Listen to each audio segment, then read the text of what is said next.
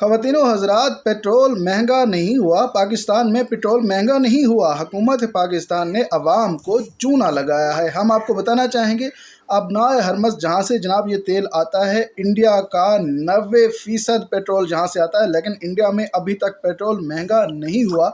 Japan का 40% जहाँ से तेल आता है, लेकिन वहाँ भी अभी तक पेट्रोल वगैरह महंगा नहीं हुआ। चीन का 60% जहाँ से पेट्रोल आता है, लेकिन अभी तक चीन में भी जो है वो पेट्रोल महंगा नहीं हुआ है। पाकिस्तान में महंगा कैसे हो गया, जबकि पाकिस्तान में जो है ये पहले एक बयानिया हुकूमत पाकिस्तान की तरफ से जारी किया गया है कि जनाब पाकिस्तान में अभी 28 दिनों का स्टॉक अवेलेबल है। ये ऐसे ही है जैसे एक कंपनी का साबुन जनाब 100 रुपये का मिलता हो, 150 रुपये का हुआ हो, लेकिन अभी पुराना स्टॉक दुकान वाले के पास पड़ा हो और वो कहे मैं तो 150 रुपये का ही बेचूंगा। ये ऐसी ही बात है। अभी तक पाकिस्तान में पुराना स्टॉक जो है वो मौजूद है, नया स्टॉक पेट्रोल का नहीं आया है। पुराने ही स्टॉक को महंगा करके बेचा जाता है।